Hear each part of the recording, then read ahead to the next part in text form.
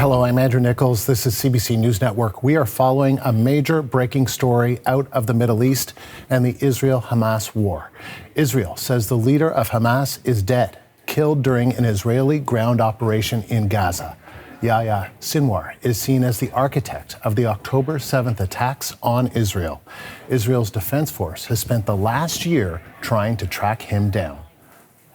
Let's go to the region now for more. The CBC's Crystal Gamansingh is in Jerusalem live, joins us now. Crystal, this is a pretty fast-moving story, but we are getting that confirmation. Tell us more about what we're learning. Andrew, that's right. We literally just got confirmation from Israel Defense Forces through their Telegram page. I apologize. I am going to read a part of this statement just because it is so new. The Israel Defense Forces and the Israeli Security Authority putting out this joint statement confirming that after a year-long pursuit yesterday, Yahya Sinwar, the leader of the Hamas terrorist organization, it says, was killed in an operation in southern Gaza. They say that they had been pursuing him for the past year, as you mentioned, seen as the architect of the October 7th attacks, where 1,200 people were killed, more than 200 taken hostage, and more than 101 hostages still believed to be in Gaza. It is worth noting that before the confirmation came out, IDF officials had said that in that operation where 3 terrorists were killed, one being recognized as potentially the Hamas leader, that there was no indication, no sighting of any hostages at that center. Now, more on the actual operation that led to the identification of Sinwar's body. The IDF is saying that soldiers from the 828th Brigade were operating in that area, that they had engaged with a number of Hamas individuals. 3 individuals were killed. And as I mentioned, after, when they were going through that building, they was recognized that one of those individuals who were killed looked like Sinwar. Since that moment earlier today, we had information from the IDF that they were trying to confirm if in fact that was the Hamas leader, the 62-year-old who has been the leader since August of 2024. He's of course been involved with Hamas for many, many years. But they were working through DNA and dental records to in fact confirm this. We are now waiting at this point for a reaction from Prime Minister Benjamin Netanyahu. We can tell you that there will also be a press conference at about 2:30 Eastern Time in the U.S. There will be a briefing by the Pentagon spokesperson in the United States. A number of international officials are being told about this as the news breaks.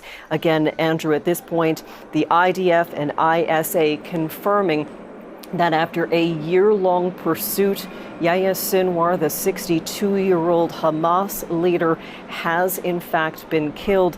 This is definitely going to be seen here in Israel as a military victory. We know that since the beginning of the operations in Gaza following the October 7th attack, they have been saying they are going into Gaza, going to eliminate Hamas. Now, whether or not killing the leader of Hamas will, stop the fighting and see the return of the hostages, that is a whole nother area that needs to be explored at this point, along with the big question of who will replace him.